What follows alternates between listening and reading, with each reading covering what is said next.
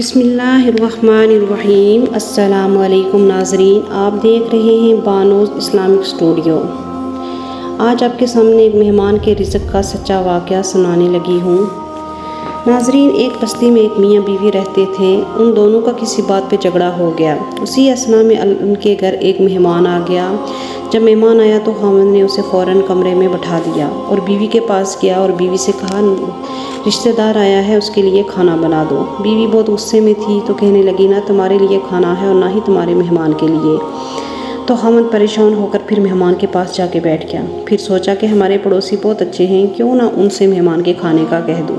وہ پڑوس والے گھر گیا اور جا کر کہا، میری بیوی کی طبیعت خراب ہے، ایک مہمان کا کھانا بنا دے۔ جب مہمان کے پاس آیا تو مہمان نے کہا، مجھے ایک گلاس پانی کا دے دیں۔ خاوند جب پانی لینے اندر گیا تو دیکھا بیوی بہت رو رہی ہے۔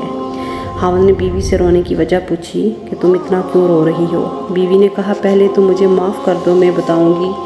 خاوند نے پھر پوچھا کہ بتاؤ ہوا کیا ہے؟ بیوی نے کہا پھر کہ مجھے معاف کر دو پہلے، تو پھر میں تمہیں بتا دوں گی۔ خاوند نے کہا کہ میں نے تمہیں معاف کیا، اب بتاؤ کیا ہوا؟ بیوی نے خاوند سے کہا، جب تم نے مجھے کہا کہ کھانا بنا دو تو میں نے کہا نہ تمہارے لیے کھانا ہے اور نہ ہی تمہارے مہمان کے لیے۔ پھر میں نے یہ سوچا کہ لڑائی ہم دونوں کی ہے تو رشتہ دار کو کیوں پتہ چلنے دیں، اور ہم آپس میں لڑ رہے ہیں، اس لیے میں کچن میں کھانا بنانے چلی گئی۔ اور جب میں کچن میں گئی تو دیکھا ایک سفید لباس پہنے ہوئے شخص آٹے کی بوری سے آٹا نکال رہا ہے۔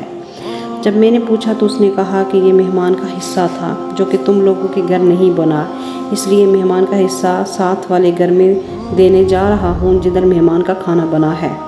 بے شک اللہ نے مہمان کے کھانے کا بندوبست پہلے سے ہی کیا ہوتا ہے اور مہمان اپنا کھانا ساتھ لے کر آتا ہے۔